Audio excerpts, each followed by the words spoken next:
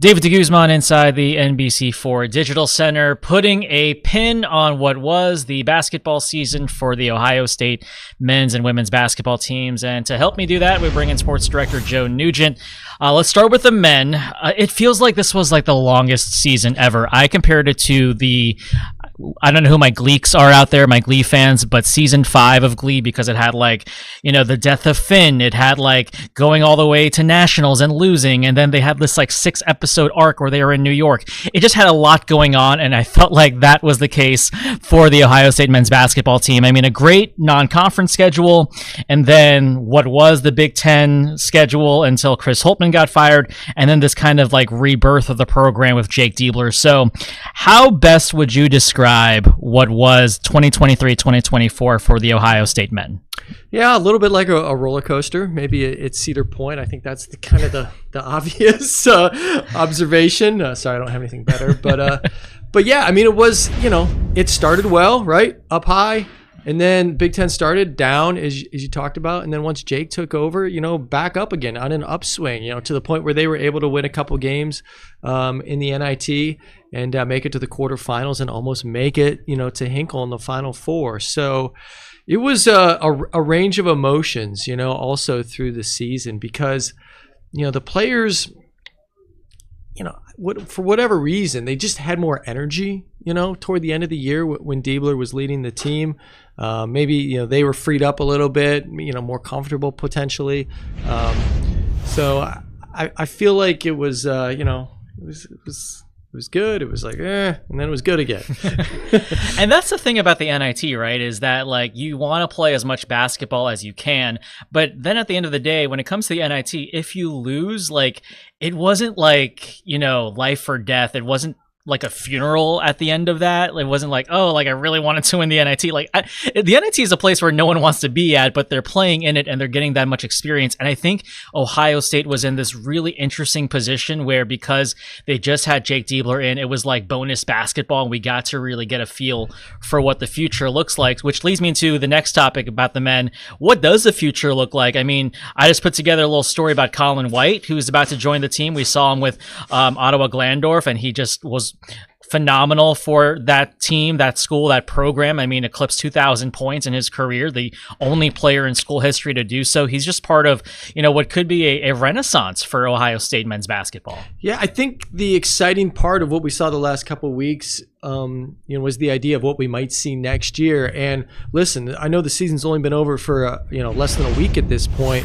But if you look around the Big Ten, most teams have multiple players in the transfer portal right now. Ohio State only has one. It's Bowen Hardman, who averaged around 2 minutes per game this season. So in terms of keeping the core and the nucleus together, so far so good in terms of player retention for Jake Diebler. That was the part that stunk about losing to Georgia, is that it wasn't so much that we wanted to win the NIT, but it was exciting to look at this team and to think that this is what next season could look like. So we wanted to continue to experience that. The fan base wanted to continue to see what that was like for another week.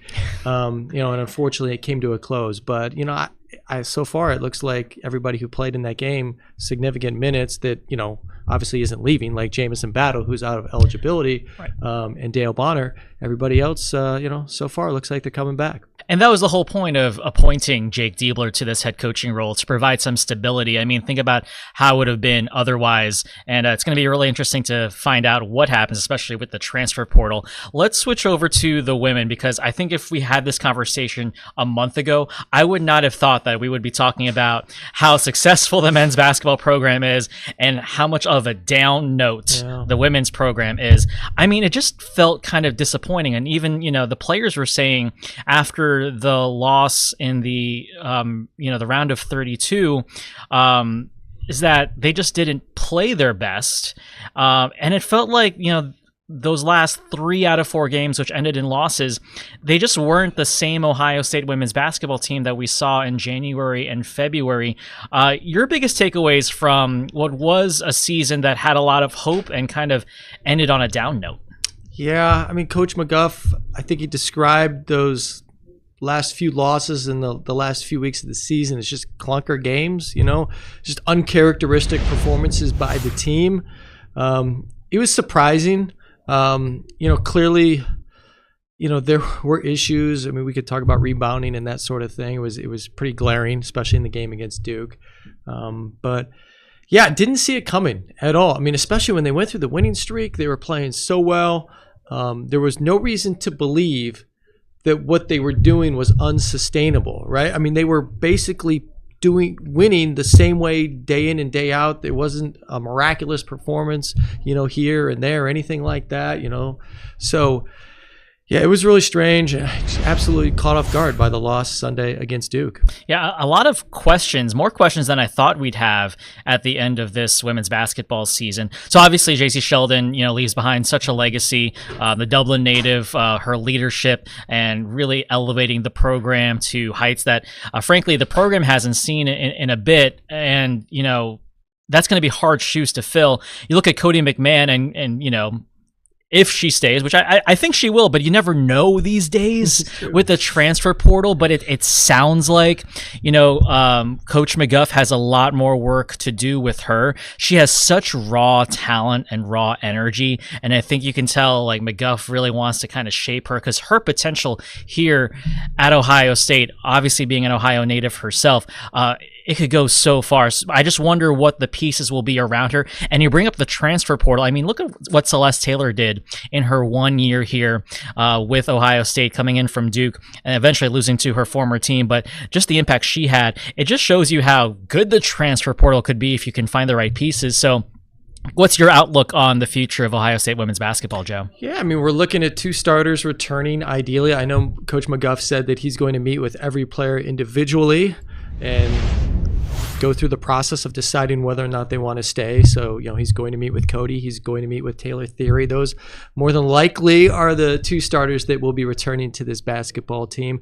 But as you look at how you can potentially improve the team and build it and shape it and, bring somebody in who can help, a lot like Celeste did for this season, I think it starts with rebounding. I mean, they were out rebounded by 18 boards, 38-20 against Duke. It was a problem.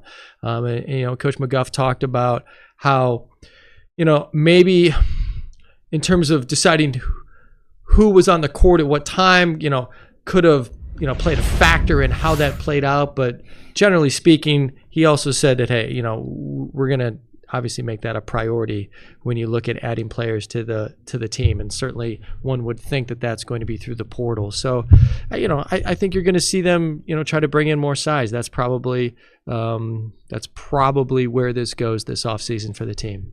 It's going to be interesting to find out. I mean, it's such a great season other than the ending. I mean, Big Ten regular season champs, ranked number 2 in the country for a couple weeks, that big win over Iowa. So there's a lot of positives from this past season in terms of women's hoops, but kind of a down note. And hence, basketball season is over, Joe. It's weird to say that, but my bracket is done and Ohio State basketball season's done. I guess we'll now look forward to the last couple of weeks we have with spring football, and I guess we'll look forward to some spring sports. So your bracket is absolutely toast? You don't have anybody alive? I mean, like, it's just not even worth looking at these days, So I'm just gonna kind of enjoy the tournament for what it is. So which is probably a blessing. Moving on to the spring. All right, Sports Director Joe Nugent, thanks, and keep it here on NBC4i.